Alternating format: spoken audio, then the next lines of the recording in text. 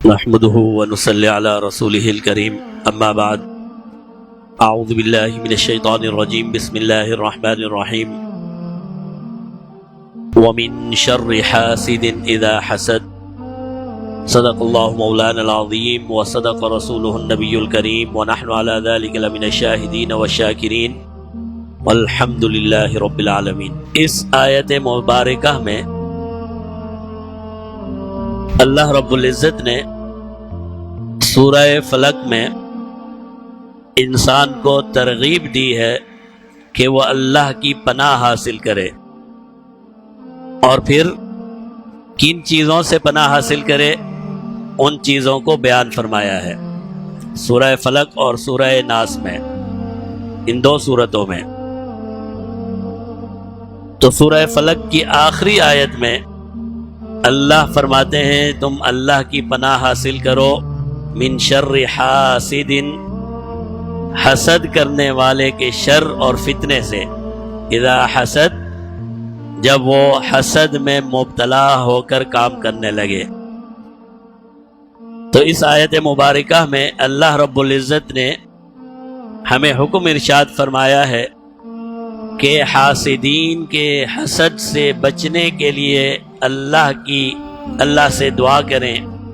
اللہ کی پناہ میں آ جائیں۔ جب ہم کسی چیز سے اللہ کی پناہ حاصل کرتے ہیں تو اس بات کا اعتراف کرتے ہیں کہ ایک تو یہ چیز اس قابل نہیں ہے کہ ہم اسے زندگی میں حاصل کر سکیں، اگر اچھی چیز ہوتی تو پھر اس سے پناہ مانگنے کی کیا ضرورت ہے۔ جب ہم کسی چیز سے اللہ کی پناہ مانگتے ہیں تو پہلے ہم یہ اعتراف کرتے ہیں کہ وہ چیز اس قابل نہیں ہے کہ انسان اسے اپنی زندگی میں حاصل کرے، اور دوسرا اعتراف ہم یہ کرتے ہیں کہ اگر کوئی دوسرا انسان اس بیماری میں مبتلا ہو جائے تو ہمارے اندر اتنی قوت اور طاقت نہیں ہے کہ ہم اپنا دفاع کر سکیں، ہمیں اللہ کی مدد اور نصرت کی ضرورت ہے۔ تو جس چیز سے ہم پناہ حاصل کریں اگر وہی چیز ہماری زندگی میں ہو، جی ہم مانگتے تو یہ ہیں کہ اللہ حاسدین کے حسد سے ہمیں محفوظ فرما دے، اور وہی حسد ہمارے دل میں ہو اور ہم لوگوں سے حسد کر رہے ہوں، ہم حاسد بنے ہوئے ہوں۔ حسد ایک بیماری ہے، ایک دل کی کیفیت ہے، ایک دل کی حالت ہے جو کئی بیماریوں کے بعد انسان کے دل میں پیدا ہوتی ہے، اور پھر اس بیماری کے نتیجے میں کئی دوسری بیماریاں پیدا ہوتی ہیں۔ یہ حسد ایک ایسا مرض ہے کہ کبھی بھی اکیلے نہیں آتا، جب بھی آتا ہے کئی قسم کی نافرمانیاں اور گناہ کے کام زندگی میں لے کر آتا ہے۔ اور یہ حسد ایک ایسا مرض ہے جس کی ابتدا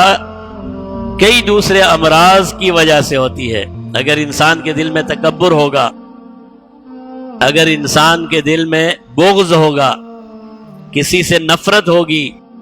کسی کے بارے میں اچھے خیالات نہیں ہوں گے، اگر انسان اپنے آپ کو سب سے بڑا سمجھے گا،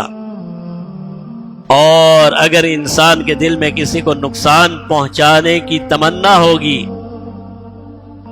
یہ وہ مرض ہے، پھر اس کا نتیجہ یہ نکلے گا کہ انسان کے دل میں حسد پیدا ہوگا، پھر انسان کے دل میں حسد پیدا ہوگا۔ اور حسد اس کو کہتے ہیں کہ اگر آپ کسی بھائی کو، کسی دوست کو، کسی دفتر میں کام کرنے والے اپنے ساتھی کو کسی نعمت میں دیکھیں تو آپ کا دل اس پہ خوشی محسوس نہ کرے، اور آپ کو اس پر تکلیف ہو کہ اسے یہ مقام، اسے یہ نعمت کیوں ملی، اور آپ کا یہ دل چاہے کہ اللہ کرے کہ یہ نعمت اس سے چھن جائے، ختم ہو جائے۔ یہ ہے حسد۔ اگر آپ کے بھائی کو، آپ کے کسی رشتہ دار کو، آپ کے ساتھی کو، آپ کے پڑوسی کو، کسی بھی انسان کو اللہ نے کوئی مقام عطا کیا، کوئی مرتبہ عطا کیا، اسے کسی نعمت سے نوازا، تو مسلمان ہونے کی حیثیت سے تو آپ کا فرض یہ تھا کہ آپ اس کی خوشی میں خوش ہوتے، آپ اس کے لیے دعا کرتے، آپ اس کے لیے اور مزید دعا کرتے، اللہ اسے مزید ترقی دے، اللہ اسے مزید نوازے۔ مسلمان تو یہ ہے نا، دوسرے مسلمان کی خوشی میں خوش ہوتا ہے اور دوسرے مسلمان کی تکلیف میں وہ اپنی تکلیف محسوس کرتا ہے۔ ایک انسان کو اللہ نے نعمت دی، اسے مقام دیا، اسے مرتبہ دیا، آپ کا بھائی ہے، آپ کا رشتہ دار ہے، آپ کا کزن ہے، آپ کا ہمسایہ ہے، آپ کا پڑوسی ہے، آپ کا کلاس فیلو ہے، آپ کو یہ خبر ملے کہ جی یہ اس مقام پر پہنچ گیا، تو بجائے اس کے کہ آپ کے دل میں خوشی کے جذبات پیدا ہوں، آپ نے حزن اور تکلیف محسوس کی، اور آپ کو یہ خیال ہوا کہ یہ نعمت اسے کیوں مل گئی، یہ نعمت اسے نہیں ملنا چاہیے تھی، اور اب مل گئی تو اس کے پاس رہنی نہیں چاہیے۔ اس کیفیت کا نام حسد ہے، اسے حسد کہتے ہیں۔ کسی دوسرے انسان کی خوشی پر ناخوش ہونا، کسی دوسرے انسان کی نعمت کو دیکھ کر اس کے لیے یہ چاہنا کہ یہ نعمت اس سے چھین لی جائے اور اسے پھر سڑک پہ لا دیا جائے، یہ وہ جذبات ہیں جو حسد کی کہلاتے ہیں۔ اور حسد ایک ایسی بیماری ہے کہ جس دل میں حسد پیدا ہو گیا، وہ نہ صرف یہ کہ خود تباہ اور برباد ہو جاتا ہے، خود کی تباہی تو لازمی ہے،